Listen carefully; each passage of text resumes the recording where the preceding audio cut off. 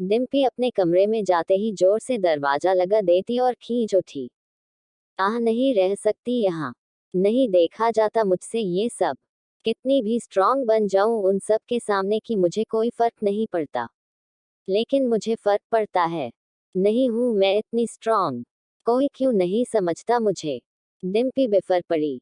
जैसे जैसे शादी की बाकी की रस्म शुरू हो रही थी, रचित को खो देने का दर्द डिम्पी के लिए बढ़ता ही रहा था। आज रचित और रिका की मेहंदी की रस्म होने जा रही थी। वेडिंग प्लानर ने रिका की ड्रेस की मैचिंग से मेहंदी सेरेमनी का डेकोरेशन किया था। रिका मेहंदी की रस्म के लिए तैयार होकर नीचे हॉल में आती है। उसने हरा और गोल्डन रंग की थ्री पीस लहंगा पहना था। हल्की सी मैचिंग ज्वेलरी में वो आज अपने खूबसूरत दिन के लिए बेहद खूबसूरत लग रही थी। गेस्ट के तौर पर रिका ने अपने कुछ कॉलेज फ्रेंड्स को बुलाया था, जो उसके साथ मेहंदी के लिए डांस परफॉर्म कर रहे थे। रिका की फ्रेंड डांस करते हुए सरला जी के पास पहुंच गई। सरला जी का मन न होते हुए भी उन्हें इस रस्म में रचित के कहने पर शामिल होना पड़ा। और वो सिर्फ रचित के लिए रस्म में शामिल तो हुई, लेकिन रस्म का हिस्सा न बने इसके लिए वो सबसे दूरी में बैठी हुई थी। रिका की फ्रेंड उन्हें अपने साथ डांस फ्लोर पर ले आई।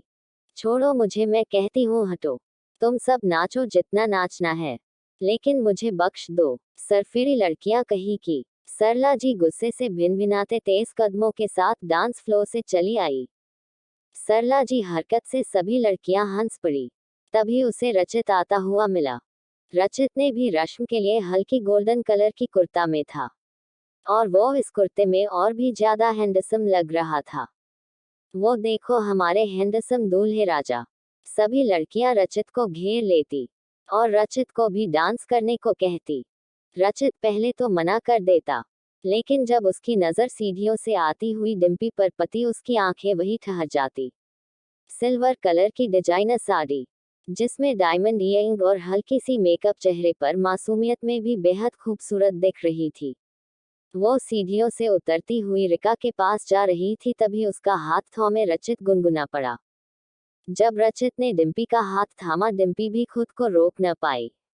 रचित संग बह जाने लगी। दोनों एक दूसरे के साथ इतने खो गए कि उन्हें आसपास के माहौल का ख्याल ही नहीं रहा। गाना बंद हो गया। तालियों से सभी उनकी तारीफ करने लगे। तभी उन दोनों का ध्यान एक दूसरे से हटा और डिम्पी झेप गई। वो रिका के पास जाकर बैठ गई। बहुत ही अच्छा डांस किया तुमने डिम्पी, रिका ने कहा। आई एम सॉरी रिका, तुम्हें बुरा तो नहीं लगा? आई मीन मैं और रचित इस तरह डांस कर रहे थे, डिम्पी आंखें चुराते हुए कहा। उसे शर्मिंदा महसूस हो रही थी। बिल्कुल भी नहीं। इनफैक्ट अगर तुम मेरी मेहंदी के फंक्शन में शामिल नहीं होती तब तो पक्का मैं तुम्हारे रूम आती तुमसे झगड़ने।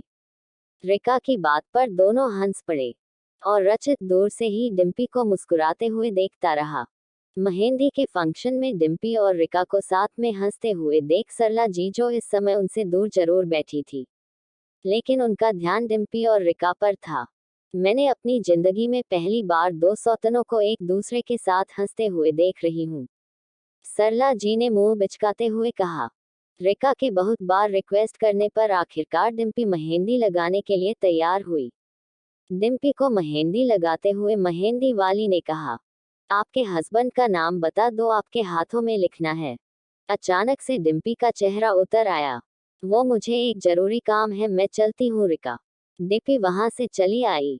ये सब रचित दूर खड़ा देखता रहा। देखते ही देखते मेहंदी की रस्म पूरी हो गई और दूसरे दिन हल्दी फिर शादी। डिम्पी कमरे की खिड़की के सामने बैठी बाहर की सजावटें देखकर सोच रही थी, कल के बाद से सब कुछ बदल जाएगा। पता नहीं रचित के यूज जाने के बाद मैं कैसे खुद को संभाल पाऊंगी। सब कहते हैं मैं अपनी लाइफ में मूव ऑन कर लूं और आगे बढ़ जाऊं, पर नहीं हो पाएगा मुझसे। सोचते हुए डिम्पी ने आंखें बंद कर ली। उसकी गालों पर पानी की बूंद टपक पड़े। तभी रूम के बाहर कुछ गिरने की आवाज आई। डिम्पी ने झट से आंखें खोली। ये क्या था? कुछ गिरने की आवाज इतनी जोर से। डिम्पी रूम के बाहर देखने गई। देर रात हो जाने से मेंशन में हल्की हल्की सी लो लाइट जल रही थी। वो आगे बढ़ी, सामने फूलों का वास फर्श पे गिर पड़ा था। डिम्पी वास के फूलों को समेटने के लिए नीचे झुकी। तभी कोई उसके पीछे से होकर गुजरा और किसी कमरे का दरवाजा लॉक हो गया। कौन है?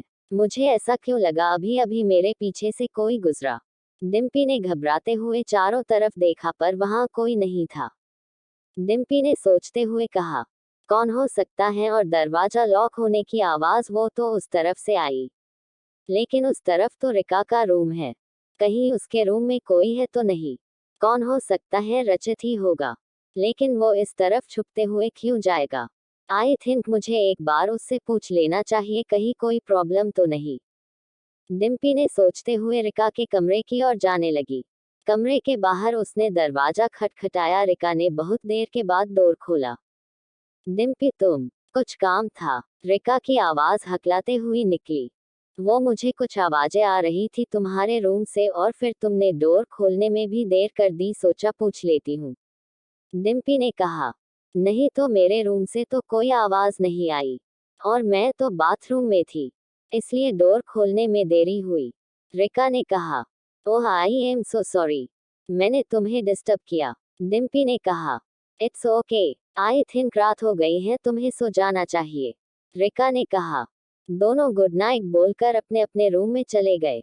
डिम्पी सोचती हुई रूम में आती हैं, मैंने पक्का देखा था कोई तो था जो रिका के रूम में गया था, पर कौन, और रिका ने ऐसे क्यों कहा कि उसे कोई आवाज सुनाई नहीं दी? सब कुछ तो उसके रूम के सामने ही हुआ, वो भी लाउड में। हो सकता है वाकई उसे सुनाई नहीं दिया होगा। मैं कुछ ज्यादा ही ओवर रिएक्ट कर रही हूँ। डिम्पी सब कुछ इग्नोर किए सो जाती हैं। तुम यहाँ इस वक्त क्यों आए? मना किया था ना मैंने यहाँ आने को, अगर किसी ने देख लिया होता तो? डिम्पी ने ही अगर देख लिया होता तो बहुत बड़ी प्रॉब्लम हो जाती। रिका के कमरे में वाकई कोई था और उसके कमरे से फुसफुसाने की आवाज भी आती रही। अगली सुबह कपूर मैंशन पीले रंग में रंग गई थी। भीनी भीनी हल्दी की महक आने लगी। रिका और रचित की हल्दी की रस्म शुरू होने ही वाली थी। रिका पहले से ही हल्दी के लिए तैयार होकर बैठी थी, इंतजार रचित का हो रहा था। रिका को हल्दी लगने वाली थी, वो तैयार होकर हल्दी के लिए बैठी थी, लेकिन रचित अभी तक कमरे से बाहर नहीं निकला था। सभी लोग रचित का ही इंतजार कर रहे थे, क्योंकि पहली हल्दी रचित को लगने वाली थी, उसके बाद रिका को। रचित को आने में देरी क्यों हो रही? आंटी जी, आप रचित को देख आएंगी, उसे आने में देरी क्यों हो रही? रिका ने पास बैठी सरला जी से कहा। मैं क्यों जाऊं उसे देखने? वो तो अब मेरी बात नहीं सुनता, जब से तुम्हारे पल्ले पड़ा है हुन। सरला जी ने तंज कसते कहा। सरला जी की बात से रिका का चेहरा उतर गया, पर उसने उनकी बातों को नजरअंदाज कर दिया। थोड़ी देर में रचित भी तैयार होकर नीचे आ गया। रस्म के हिसाब से उसने भी पीली रंग का कुर्ता पहना था, मगर उसके चेहरे पर पहले की तरह रौनक नहीं थी। उसकी आंखें लाल पड़ गई थी, जिससे बार बार पलकें झपकाकर वो छुपाने की कोशिश कर रहा था। वो रिका के बाजू में आकर बैठा, क्योंकि हल्दी दोनों की साथ में लगनी थी। मेहमानों के बीच रचित मुस्कुरा रहा था, लेकिन उसके चेहरे की उदासी सरला से छुपी नहीं थी। वो रचित की लाल पड़ी आंखें देखकर उसके पास आकर कहती, रचित बेटा, क्या हुआ तुझे? तेरी आंखें लाल क्यों पड़ी है? वो, माँ, जल्दी जल्दी में नहा रहा था तो आंखों में पानी चला गया होगा, रचित ने कहा। पक्का, और कोई बात तो नहीं है न बेटा? सरला जी ने चिंता से कहा। नहीं माँ, और कोई बात नहीं है, आप बेकमे परेशान मत रहो, रचित ने माँ को समझाते हुए कहा। क्या करूँ बेटा, माँ हूँ ना, और अब तो मेरी परेशानी और भी बढ़ जा रही है, ये तेरे पल्ले जो पड़ गई है, सरला जी ने रिका की ओर इशारे से कहा। रचित ने अपना सर पिट लिया। माँ आप, रचित माँ को बोलने को हुआ, तभी रिका ने उसे चुप रहने को कहा। एक मेरी डिम्पी बहू ही बहुत प्यारी थी, जाने उस पर क्या बीत रही होगी। सरला जी को डिम्पी के लिए बहुत बुरा फील हो रहा था। तभी कुछ सोसाइटी औरतें सरला जी को घेर लेती है। अरे सरला बहन जी, हमने तो सुना है आपकी एक्स बहुरानी भी आपके साथ ही रहती हैं। एक औरत ने कहा। अरे साथ क्या रहती है, ये कहो कि यही लोग तो उनके घर पर रहते हैं, दूसरी औरत ने पहली का साथ देते हुए कहा। क्या सच में? बाकी औरतें हन से हन मिलाती हुई। और नहीं तो क्या, पेपर मैगजीन में नहीं पढ़ा क्या? इनके बेटे रचित ने तो अपनी इंडिया की प्रॉपर्टी अपनी एक्स वाइफ के नाम जो कर दी है। पहली औरत ने कहा, ये तो बहुत अच्छी बात है। अब बेचारी की किस्मत में पति का प्यार जो नहीं लिखा था पर दौलत जरूर लिखी थी। दूसरी औरत की बात पर सभी औरतें ही कर हंसने लगी। लेकिन सरला बहन जी, जो भी कहो बेचारी का दिल बहुत बड़ा है। अपनी आंखों के सामने अपने पति की दूसरी शादी, वो भी अपने ही घर पर, समझ सकते हैं क्या बीत रही होगी बेचारी पर। इसलिए तो बाहर नहीं निकली। एक औरत ने सरला जी के हाथ पर हाथ रखे कहा, उस औरतों को लिए दोनों ही काम हो गया था, एक तो तंज कसना, दूसरा दुखती में सांत्वना देना। लेकिन उन सब का मुंह खुला का खुला रह गया जब डिम्पी तैयार होकर नीचे आई। डिम्पी ने पीली रंग के हफ शोल्डर लहंगा पहना था। हल्दी के गेटअप में तैयार हुई वो रिका और रचित हल्दी में शामिल होने को आई थी। उसने पहले रिका को हल्दी लगाई, फिर रचित को। वो हल्दी लगाने के लिए रचित की ओर देखी और दोनों की आंखें भर आई। कहानी जारी रहेगी। कहानी के साथ कनेक्ट रहने के लिए चैनल को सब्सक्राइब जरूर करें।